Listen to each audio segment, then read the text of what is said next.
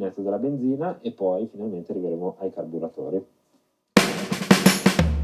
E rispanato però.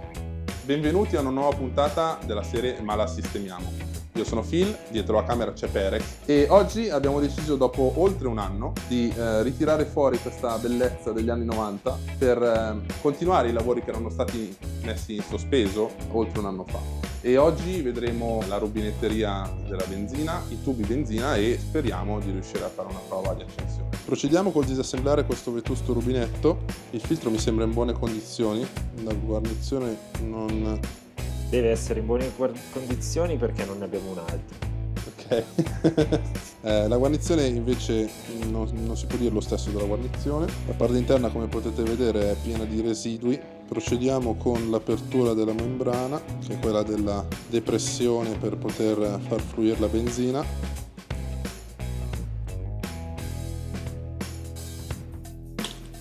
Spezzata una vite?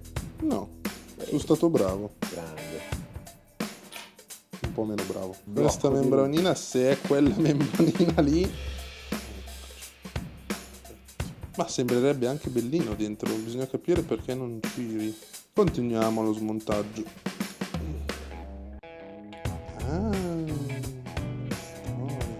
Queste erano le viti che lo guidano.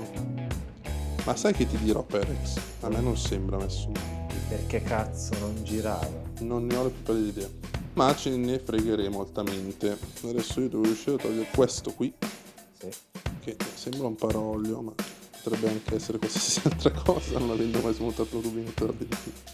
Vorrei evitare di spaccare i cacciaviti. Ho trovato il signor Buone Maniere? Allora, dopo un po' di persuasione con il signor capo officina, Chiave italiana. esatto, siamo riusciti a togliere questo parolio che ha la sua struttura in ferro, quindi entrando dentro questo foro qua si pianta dopo tanti anni e quindi ci vuole un po' di persuasione. Ora siamo praticamente arrivati ad avere il corpo del rubinetto nudo. L'ultimo pezzo da togliere era questo, che è il deviatore di flusso, credo, sì, perché come potete vedere dentro ci sono questi due canali, lui ha queste due aperture e dentro è conico. Lo mettiamo da parte. Il prossimo passaggio sarà quello di pulire tutto il corpo del rubinetto per poi poter procedere al rimontaggio di tutti i componenti nuovi che abbiamo acquistato. Dobbiamo pulirlo tutto. Perex, dammi lo spazzolino. Perfetto. Vediamo se... No, guarda, nuovo. Secondo me l'ha messo lì prima di partire. Mai camminato. Procediamo quindi a pulire tutto il nostro rubinetto, poi sarà opportuno non solo asciugarlo ma anche usare un po' di aria compressa e con l'ausilio di un attrezzo specifico chiamato spazzolino procediamo a togliere tutto lo sporco e le incrostazioni che si sono venute a creare negli anni. Puliamo bene tutte le parti nascoste, o meglio quelle che riusciamo a vedere. Dentro qui possiamo entrare bene con lo spazzolino. Adesso, senza assolutamente nessuna esperienza in merito, dovremo riassemblare il tutto. Procediamo a soffiare. Perché non far volare le Sì. molle che costa un patrimonio? Le molle sono la cosa... Perex, però mi devi dare un compressore funzionale. No, ma io l'ho fatto andare. Perex. Perché non va? Ci vediamo dopo. Di solito la chiudo perché giustamente perde dalla valvola e quindi se no si scarica subito. Benissimo. Va bene. Chiaramente vi serve una maglietta da buttare via questo lavoro. Possibilmente ricordandosi l'ordine di montaggio, procediamo al rimontaggio. Allora, il nostro amico conico va qui dentro, poi ci va il signor parolio, in questo senso qui, che però dovremmo inventarci un modo per Spingere? spingere dentro. No, serve un cilindretto. Serve un cilindretto. Potremmo usare il suo stesso Una alloggiamento. bussola, una bussolina. Potremmo usare il suo stesso alloggiamento. Visto che in Ci teoria fidiamo? è guidato. Sì, però magari si spacca. Proviamo. Ma che costa 200 euro nuovo prenderlo il biglietto?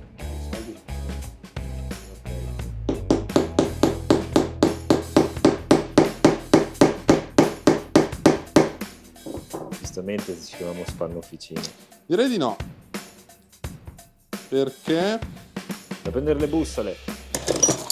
Aspetta. Too big? Sì, un pelo più piccolo. Immaginavo. Prova lei. Questo va bene.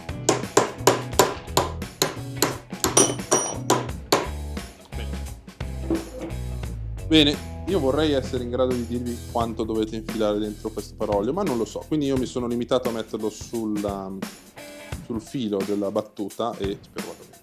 Questo pezzo qui, cioè la membranina, abbiamo scoperto che aveva questo cosiddetto spacer, diciamo, chiamiamolo spacer, in mezzo, e dopo 5 minuti di scerpellamento abbiamo capito che esce e viene montato piegando la membranina interna, che come potete vedere è divisa in due, in questo modo qua, va piegata e messa con questo scasso dalla parte di questo piattello qui, il contrario come stavo appena per fare io, facendo passare bene tutti i lembi dentro.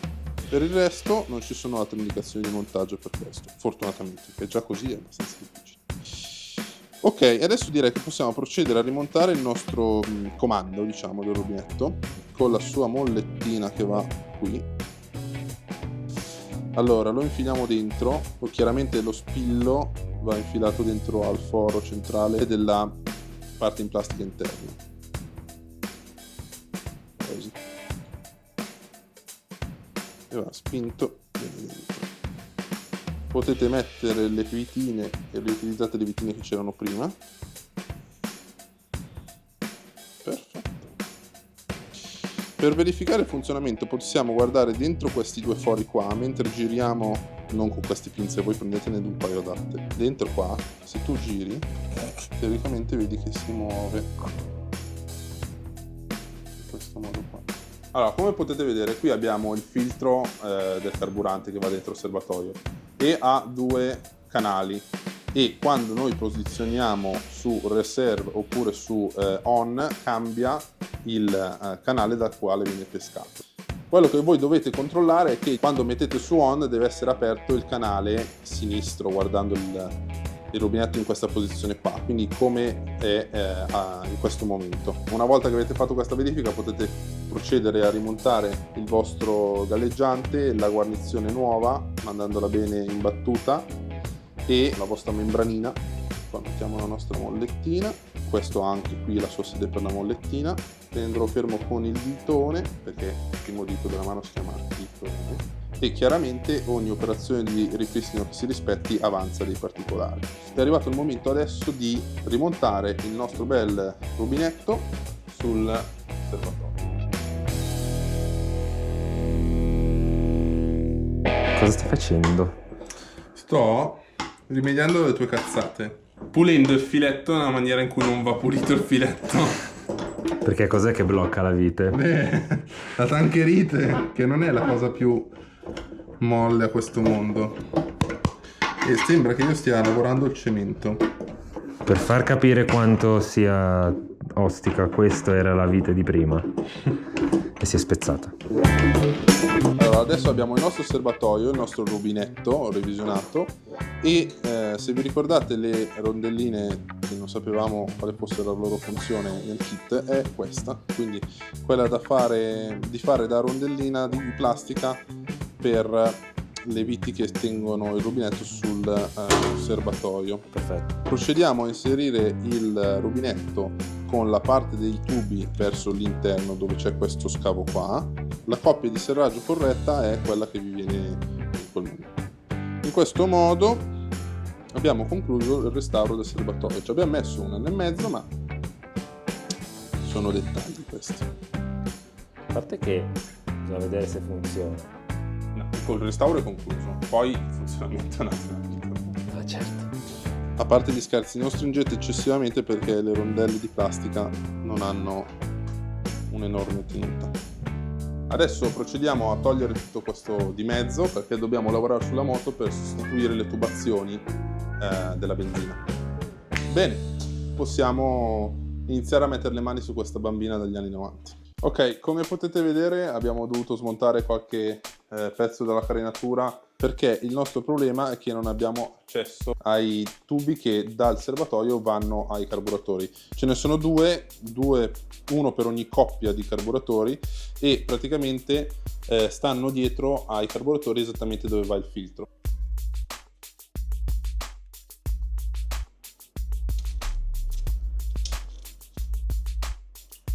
Sembra un po' complesso. Togli un po'. Siamo riusciti a smontare i tubi che dal serbatoio vanno ai carburatori con non poca difficoltà. Non ci siamo preoccupati molto di avere l'agio, perché tanto quelli nuovi dovrebbero essere super morbidi, quindi non dovrebbero esserci problemi. Questi sono belli croccanti. Adesso possiamo tagliare questi alla stessa misura, più o meno. Le cose precise a noi non ci piacciono. Perfetto. Uno. E i nostri tubi ce li abbiamo. E dobbiamo andare a infilarci lì sotto, dove c'è l'entrata del tubo. Poi questo sarà più facile a dirsi che a farsi, però. Il primo che ho messo è il tubo che va dal serbatoio ai due carburatori destri. Adesso metteremo il tubo che dal serbatoio va ai due carburatori sinistri. E poi cambieremo quello del depressore. Non fatela, portatela dal meccanico, date retta a me. Bene, adesso possiamo mettere il serbatoio. Tu lo tieni, io attacco i tubi. È come quando fai all'amore. Sei lì per... devi... Dato? Sì, non sono soddisfattissimo. È arrivato il momento di benzina, batteria e vediamo se parte. Vedere se pisce la benzina da sotto.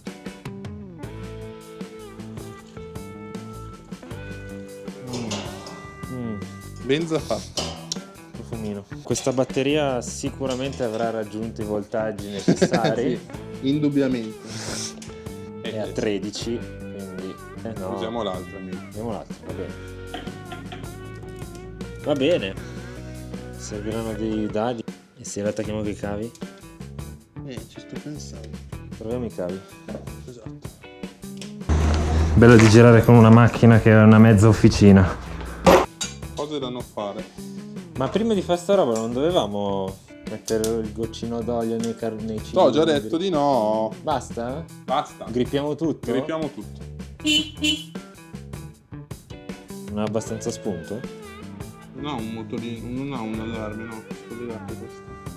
Un allarme, c'ha un suo sistema sì di antifurto. Dov'è il motorino d'allarme? Non farti domande. Staccala con la batteria almeno, È 12 quella, sì. Per favore. Ok,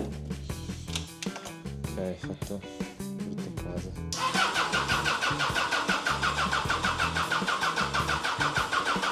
Pressione dell'olio c'è. Ok.